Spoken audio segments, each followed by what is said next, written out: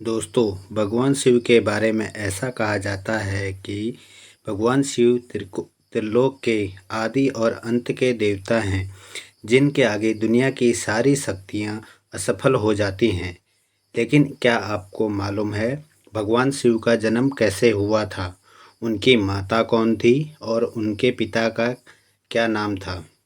उन्होंने किस से अपनी शिक्षा प्राप्त की और किस किस को शिक्षा का दान दिया था? अगर नहीं तो चलिए इस वीडियो के माध्यम से हम जानते हैं। दोस्तों, भगवान शिव जी से जुड़ी पहली कहानी शिव पुराण के एक लोकप्रिय कथा के बारे में बताने वाले हैं। शिव पुराण के अनुसार भगवान शिव को स्वयंभू माना जाता है। स्वयंभू का मतलब होता है भगवान शिव का जन्म स्वयं ही हुआ था। यानी कि इससे एक बात तो साफ हो जाती है कि ना ही भगवान शिव की कोई माता है और ना ही कोई पिता। इसी कारण से भगवान शिव पंचतत्व से भी परे हैं, जिस कारण से उन्हें मृत्यु का भी कोई भय नहीं होता है और इनकी मृत्यु कभी नहीं हो सकती है। अब बात करते हैं विष्णु पुराण में बताई गई भगवान शिव के जन्म से जुड़ी हुई एक और कहानी के बारे में। विष्णु पुराण में बताया गया है कि भगवान विष्णु के माथे से निकलने वाले तेज के कारण भगवान शिव की उत्पत्ति हुई थी और उनकी नाभि के से निकलने वाले तेज से कमल पर विराजमान भगवान ब्रह्मा जी का जन्म हुआ था।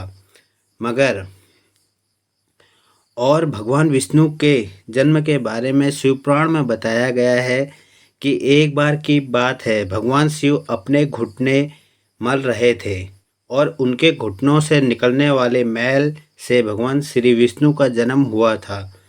तो अगर ऐसा सत्य है तो विष्णु पुराण व शिव पुराण एक दूसरे से बिल्कुल अलग हैं। इस कथा के अलावा भगवान शिव के जन्म की एक और पौराणिक कथा काफ़ी ज़्यादा प्रसिद्ध है, जिसे शायद आपने बड़े बुजुर्गों से सुना होगा। तो अगर नहीं सुना तो आपकी जानकारी के लिए बता दें कि एक बार की बात है, जब भगवान विष्णु और ब्रह्मा जी के बीच इस बात पर बहस छिड़ गई थी कि आखिर इस संसार में सबसे महान कौन है। और जब भगवान विष्णु और ब्रह्मा जी इस बात को लेकर बहस कर रहे थे तो एक जलते हुए खंबे के रूप में महादेव उनके बीच में आए थे। दोस्तों, वो दोनों इस रहस्य को नहीं समझ पाए। तभी अचानक से एक आवाज़ आई जिसने कहा, जो भी इस खंबे का छोर ढूंढ लेगा वही सबसे महान कहलाएगा। ऐसा सुनते ही भगवान ब्रह्मा जी ने एक पक्षी का रूप लिया और खंबे का ऊपरी हिस्सा ढूंढने निकल गए। वहीं भगवान विष्णु जी ने बारह का रूप धारण किया और खंबे का अंत ढूंढने निकल गए।